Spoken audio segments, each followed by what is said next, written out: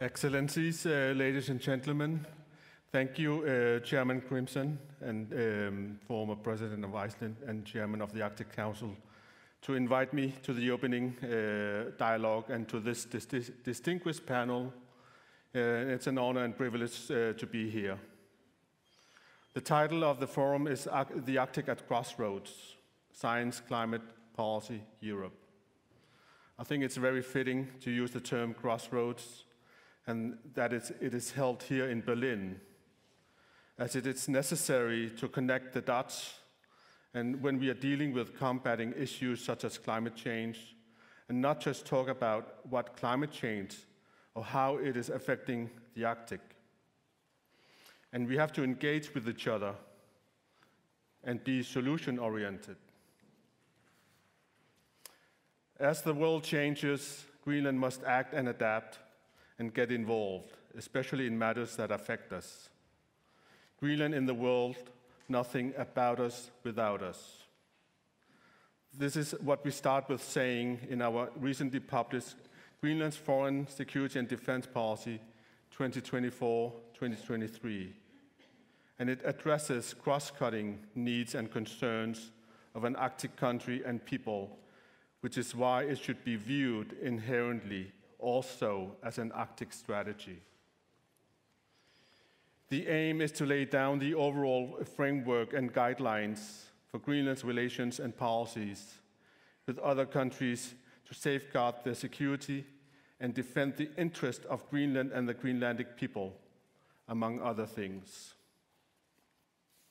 The new strategy covers a range of both issues and areas divided into 12 sections on topics like the Arctic Council, climate and the ocean, relations with neighboring countries, trade, connectivity, multilateral cooperation, and security and defense policy.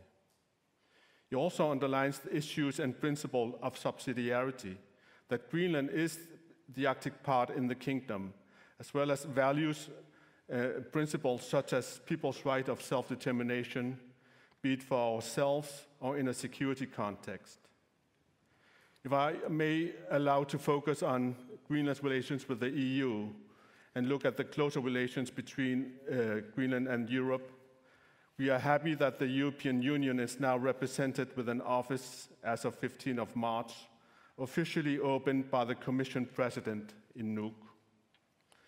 This is also a testament of the geostrategic importance Greenland has vis-à-vis the European Union, but also of a widening and increased cooperation Greenland enjoys with the European Union, both with a focus on the green agenda as well as the mineral sector.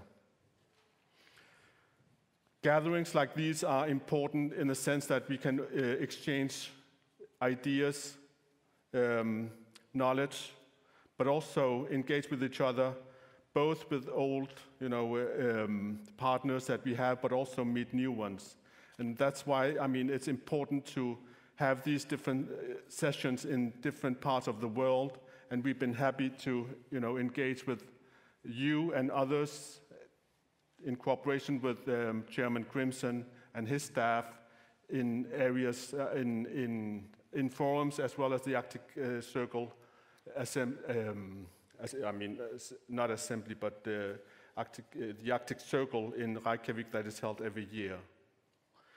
Because if we engage with each other, it's also a way to improve the lives as well as the solutions that we are seeking to address. And by engaging with each other, we are able to combat important issues like the climate change.